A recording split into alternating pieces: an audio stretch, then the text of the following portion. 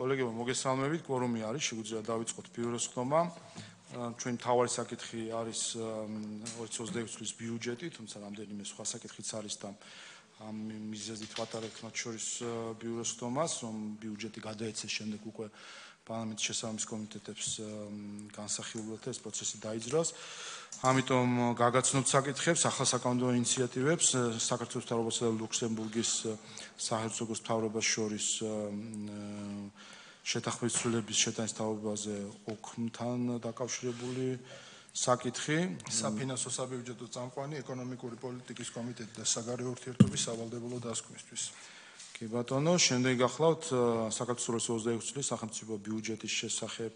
კანონის პროექტი, თანდართული პროექტებით. ამ პროექტთან დაკავშირებით ასევე საორგანიზაციო საკითხის პირველ თემასაც უნდა შევეხოთ, წარმოდგენილია გრაფიკი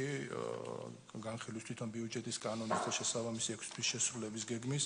ყველა ეს დოკუმენტი გადაეცემა წამყვან კომიტეტს საფინანსო საბიუჯეტოს, ეროვნულ ბანკს, აუდიტის სამსახურს, ყველა საპარლამენტო კომიტეტს და ფრაქციას და პოლიტიკურ ჯგუფს.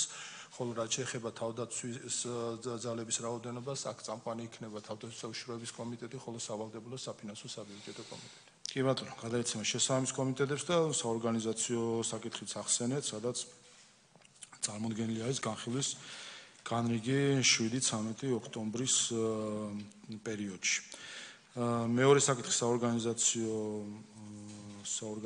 საკითხებში გახლავთ ეროვნული ბანკის მიერ წარმოდგენილი 2026-28 წლების ფულად საკრედიტო და სავალუტო პოლიტიკის ძირითადი მიმართულების პროექტი. საფინანსო საბიუჯეტო კომიტეტს როგორც წამყვან კომიტეტი. ბატონო, ცნობად უნდა მივიღოთ ქართული ოცნების ფრაქციის თავმჯდომარის ირაკლი კირცხალიას ეკონომიკური პოლიტიკის კომიტეტისგან გასვლის შესახებ მომართვა, ასევე ცნობად ვიღებთ ქართული ოცნების ფრაქციის წევრის დონიკე ბერეკაშვილის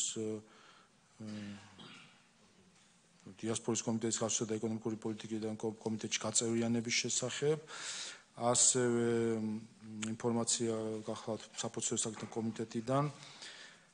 საქართველოს კანონების გარდამოვალდებულებით განსაზღვრული დავალების შესრულების მდგომარეობის თაობაზე, რაც იყო ბოლო საორგანიზაციო საკითხი. სხვა მხრივ ჩვენ კვლავ ვიმყოფებით წინასაარჩევნო რეჟიმში 4 ოქტომბერს გაიმართება ადგილობრივი თვითმმართველობის არჩევნები. მინდა მადლობა გადაგიხადოთ პარლამენტის წევრებს, რომლებიც ჩართული ხართ წინასაარჩევნო კამპანიაში. მნიშვნელოვანი არის, რომ ჩვენს მოსახლეობას სხვადასხვა მუნიციპალიტეტებში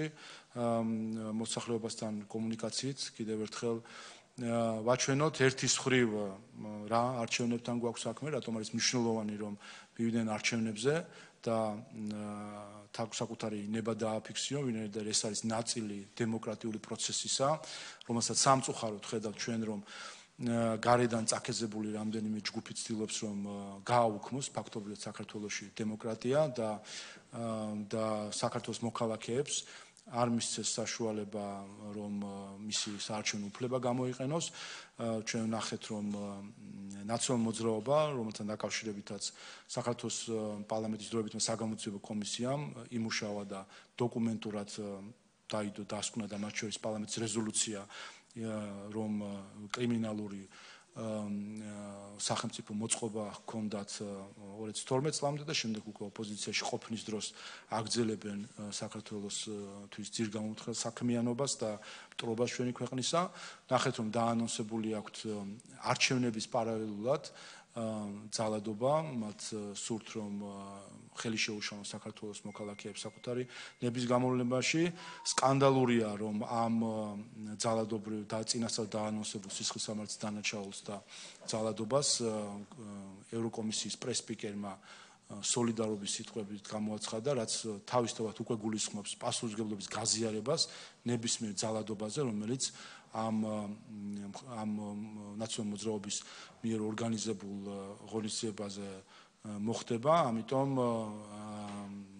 ამიტომ მნიშვნელოვანია, რომ მათ შორის ბიუროს ხდომის ფარგლებში მინდა ეს დავაფიქსირო,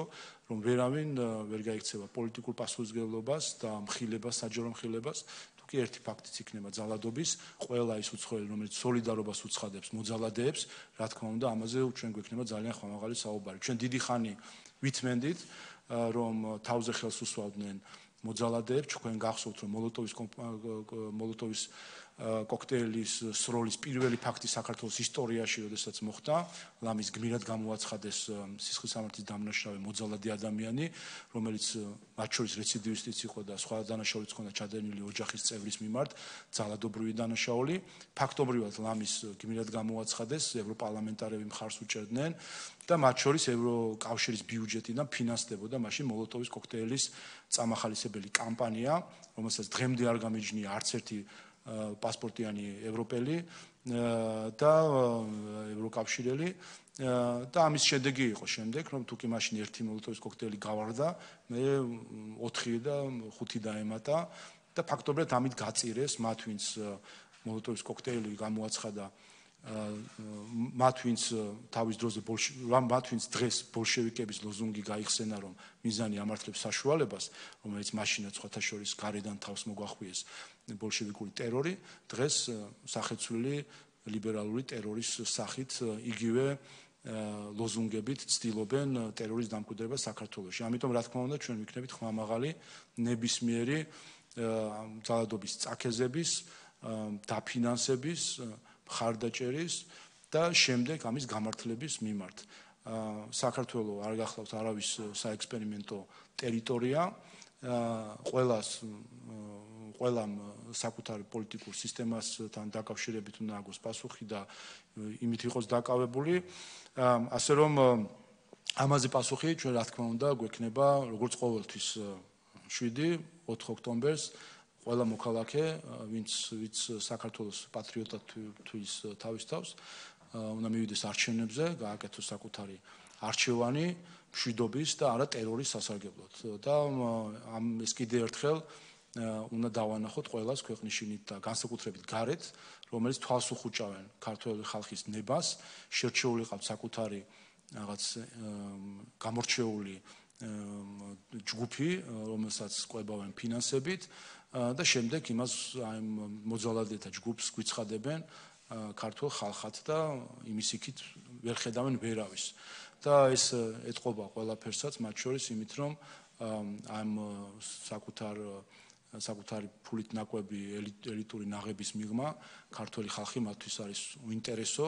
იქნება ეს გარეძალები თუ იქნება ეს მათი შიდა პოლიტიკური საცეცები, რომელსაც დღეს მათ შორის წინასაარჩევნო კამპანია მიმდინარეობს და ყველა ხედავთ, რომ არც კი მუშაობენ ისინი ხალხთან არ მიდიან, არ ესაუბრებიან, დაკავებული არიან მხოლოდ საკუთარი ტელევიზიების სტუდიიდან ქვეყნის წინააღმდეგ ბრძოლით და ხედავთ, რომ ნაცვლად იმისა, რომ ჩავიდნენ და შეხვდნენ მუნიციპალიტეტებში ამომრჩეველს, მათი მხარდაჭერა მოიპოვონ, დადიან სხვა ქვეყნების დედაქალაქებში, რომ იმათი მხარდაჭერა მოიპოვონ. აი ეს არის განსხვავება დამოუკიდებლობასა და ვასალობას შორის. ფაქტობრივად დღეს ამ მხრივ შეიძლება ითქვას, რომ კრისტალიზირდა მდგომარეობა და ნათლად ჩანს, რომ სამხარეს დგას დამოუკიდებლობა, სუვერენიტეტი, რომელთვისაც ჩვენ ქართული ხალხი ყოველთვის იბრძოდა და მეორე მხარეს დგას სხვისი მორჩილება, სხვისი დროშის ფრიალი, სხვა ქვეყნებში საკუთარი ქვეყნის დასმენა და ცეცხლის და სეტყვის გამოწვევა საკუთარი ქვეყნის წინააღმდეგ და ამ მხრივაც ვფიქრობ, რომ მნიშვნელოვანი ისტორიული ეტაპი არის, ვინაიდან ეს ყველაფერი ძალიან ნათლად გამოჩნდა. ამიტომ 4 ოქტომბერი იქნება, რა თქმა უნდა, მუნიციპალური არჩევნებისთვის მნიშვნელოვანი დღე.